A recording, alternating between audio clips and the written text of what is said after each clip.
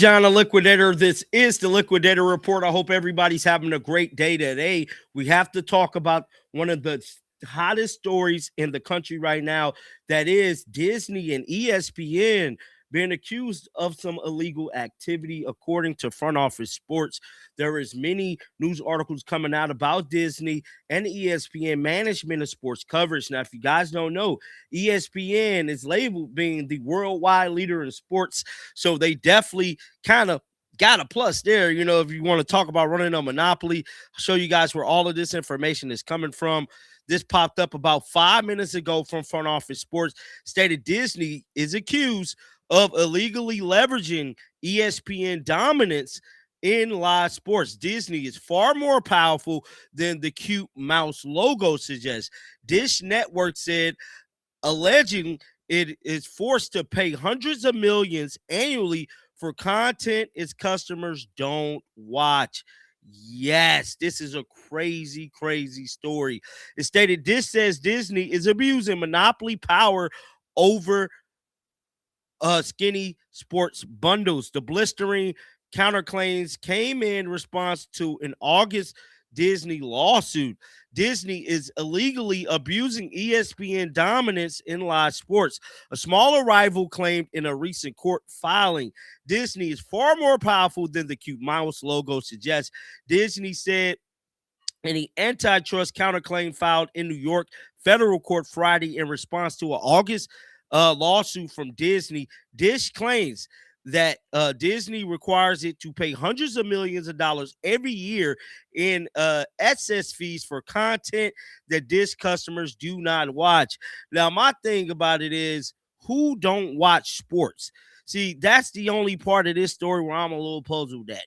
You know, if you got a subscription through Dish or whoever, you more than likely, not saying that they ain't telling the truth, but you more than likely got a sports package if you got any type of, you know, content like that.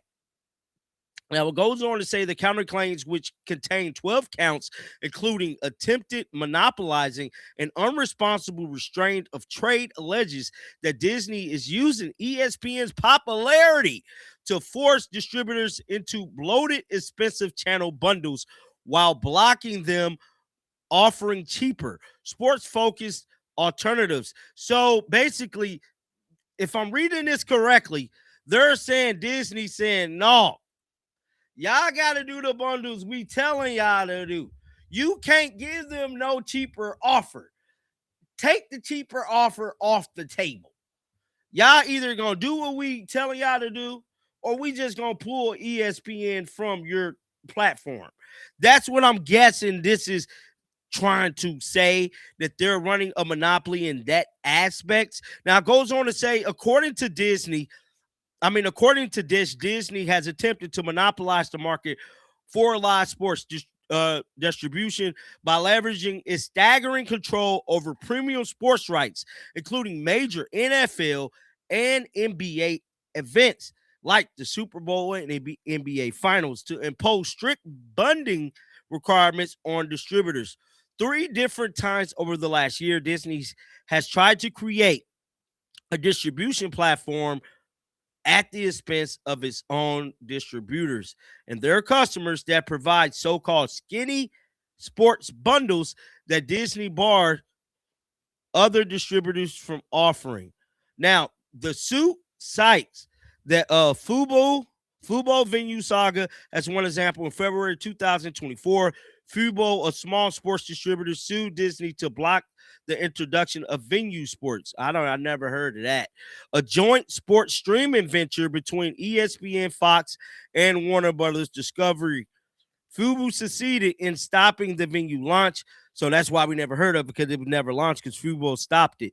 Now, and the case was still ongoing last January when Disney bought Fubo. See, Disney's so powerful. See, this is gangster. Could you imagine suing a company and you know what that company said? Okay, you want to sue me? How about I just buy you out? I'm going to just buy your company. So now your whole lawsuit is dismissed because Disney is just going to buy them out. So it looked like it worked for Disney. Now, will they try to buy Dish? Now, I don't know if this Dish network, but this is a crazy ass story. It says the U.S. Department of Justice probed the transition for potential anti-competitive efforts before clearing the deal in October. Dish counterclaims are in response to Disney's suit that cried foul over the launch of a short-term day pass offering by Dish-owned Sling TV. Day Pass lets subscribers buy 1 day, weekend, or 1 week access to ESPN and other Disney channels. Disney argued those passes violate long-term standing carriage agreements that require monthly subscriptions. The Dish offering give customers the ability to buy Sling TV packages that include ESPN and ESPN2 for $4.99, 1 day $9.99 for a week, and $14.99 for the entire week. Now, Dish does not dispute that it launched the passes in August and also concedes that some promotional materials incorrectly advertised the passes as available with no subscription, but it says it had no control obligation to seek approval from Disney for the offerings and bills Disney's suit as part of a broader effort to preserve its anti-competitive stronghold on the market for skinny sports bundles. So it looked like Disney is trying to kill skinny sports bundles, and if you don't play hardball, they're just going to buy you out. Now it says these counterclaims have no merit and are nothing more than a tactic to distract from their own misconduct, and we look forward to vindicating our position, Disney spokesperson told Front Office Sports. So Disney is not shying away from, they're not shying away from them allegedly doing some illegal activity. But this is crazy, crazy, crazy. Could you imagine, like I stated, suing a company and that company then comes in and say, you know what, I'ma just buy you out. And that ends your whole argument, because at the end of the day, man, money make the world go round. And quite frankly, ESPN, Disney, you got people like Amazon. People been saying Amazon been running a monopoly for a long time. Who else? You got ESPN, Walmart. Walmart is another one. Hell, have you ever been to Walmart and realized they didn't have Tap? Y'all want to know why Walmart don't have Tap? I heard Tap is a competitor. How the hell is Tap a competitor? You go to Walmart, you leave your wallet in the car, you can't even use damn Tap.